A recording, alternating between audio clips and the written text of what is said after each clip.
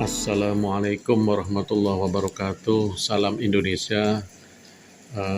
Jumpa lagi di channel Ngaso Mustaqim.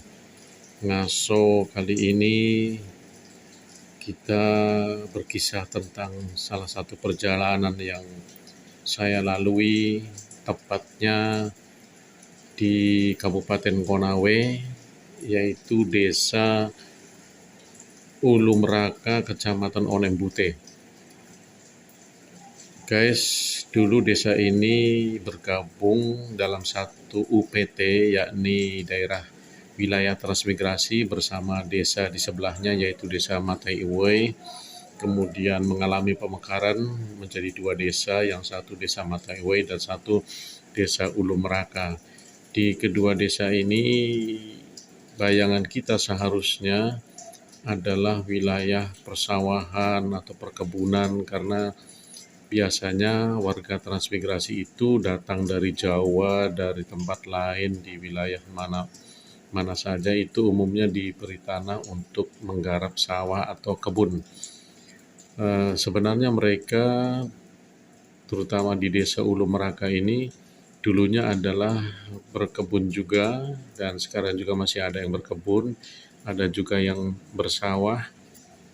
Akan tetapi melihat situasi wilayah, kondisi kesuburan tanah yang kurang menguntungkan, mereka putar otak mencari cara lain bagaimana untuk bisa bertahan hidup demi menafkahi keluarga dan menyekolahkan anak-anaknya.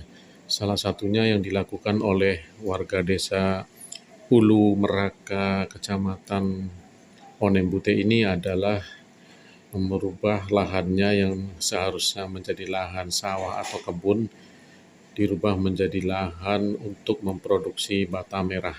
Seperti yang kita lihat sekarang, ini ada salah satu keluarga yang suami istri yang begitu setia. Setiap hari mereka bekerja di bangsal miliknya sendiri, yakni untuk membuat bata merah, memproduksi bata merah. Itu tentu saja tahapan-tahapannya. Yang pertama itu mencampur, mengaduk tanah merah dengan air, kemudian diaduk-aduk sampai merata.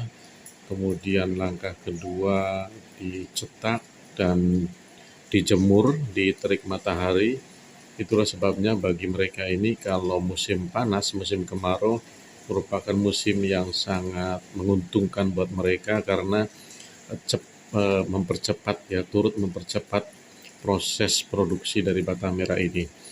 Karena salah satu yang ditunggu oleh mereka adalah panas matahari untuk menjemur bata-bata yang mereka cetak. Nah, setelah kering, mereka biasa disusun untuk siap dibakar. Nah, ini seperti kita lihat sudah disusun, ada sebagian lubang-lubang, dan di bawahnya itu biasa ada lubang besar untuk memasukkan kayu untuk siap dibakar.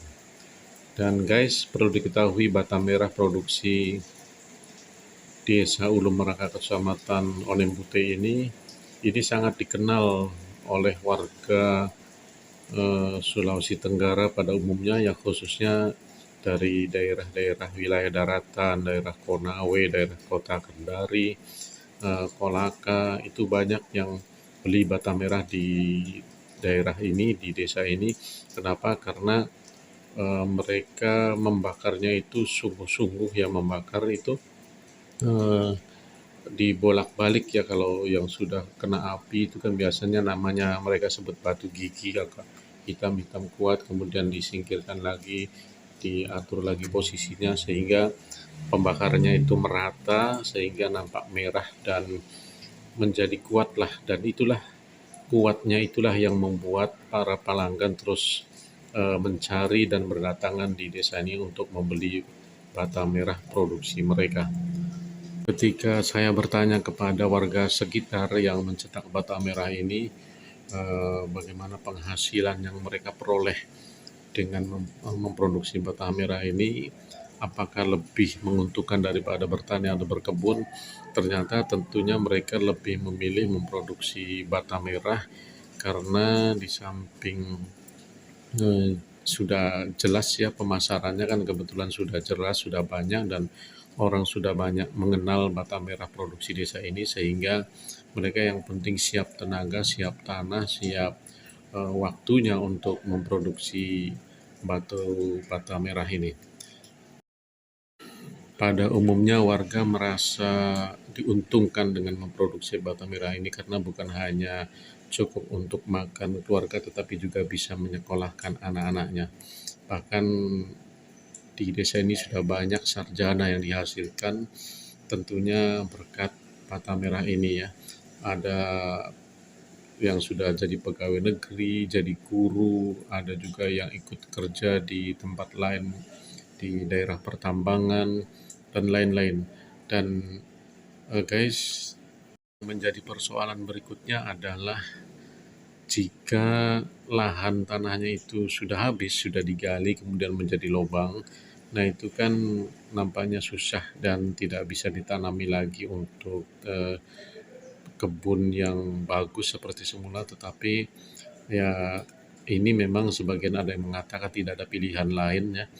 Tetapi ada juga yang terus berusaha, toh ada juga tanaman tertentu yang bisa ditanam ketika tanahnya itu sudah berlubang, antara lain misalnya pisang. Ketika pohon pisang ditanam dalam jumlah banyak, kemudian juga bisa diproduksi ya, bukan hanya dijual buahnya saja, tetapi juga bisa dibuat keripik pisang dan sejenisnya. Ini juga akan menguntungkan. Memang begitulah guys, kondisi sebagian saudara-saudara kita yang hidup di rantau, terutama di daerah transmigrasi, mereka ditantang harus terus berpikir dan terus berpikir. Ketika yang satu gagal, coba lagi yang lain, yang satu gagal, coba lagi yang lain, dan seterusnya, demi bisa bertahan hidup dan juga demi anak-anaknya, masa depan anak-anaknya untuk bisa sekolah dan kuliah di yang lebih tinggi. Mudah-mudahan ini memberi inspirasi buat kita semua. Assalamualaikum warahmatullahi wabarakatuh. Salam Indonesia.